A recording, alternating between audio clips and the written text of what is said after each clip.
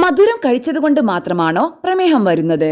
Hi everyone, welcome back. ഇന്ന് മിക്ക ആളുകളും നേരിടുന്ന ഒരു ജീവിതശൈലി രോഗമാണ് പ്രമേഹം. ഇത് വരുന്നതിന് മുൻപുള്ള പലരുടെയും സംശയമാണ് മധുരം കഴിച്ചാൽ പ്രമേഹം വരുമെന്നുള്ളത്. എന്നാൽ മധുരം കഴിക്കുന്നത് കൊണ്ട് മാത്രമല്ല പ്രമേഹം വരുന്നത്.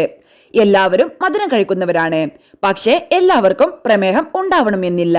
ബ്ലഡിലെ ഗ്ലൂക്കോസിന്റെ 30% മാത്രമാണ് ആഹാരത്തിൽ നിന്നുള്ള ഗ്ലൂക്കോസ്. ബാക്കി 70% ശരീരത്തിനുള്ളിലുണ്ടാകുന്ന ഗ്ലൂക്കോസ് ആണ്.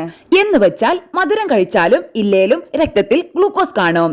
ചിലർക്ക് മധുരം കഴിച്ചാലും ഇല്ലേലും ശരീരത്തിൽ ഗ്ലൂക്കോസ് ഉണ്ടായിക്കൊണ്ടേയിരിക്കും. നിങ്ങൾക്ക് പ്രമേഹമുണ്ടെങ്കിൽ തീർച്ചയായും മധുരം ഒഴിവാക്കണം. കുടുംബ പാരമ്പര്യത്തിൽ ആർക്കെങ്കിലും ഉണ്ടായിരുന്നുവെങ്കിലും പ്രമേഹം ഉണ്ടാകാൻ സാധ്യത കൂടുതലാണ്. അതുപോലെ അമിതവണ്ണമുള്ളവരിലും പ്രമേഹ സാധ്യത കൂടുതലാണ്. മധുരം കുറയ്ക്കുന്നതിലൂടെ വണ്ണവും കുറയ്ക്കാം, പ്രമേഹവും കുറയ്ക്കാം.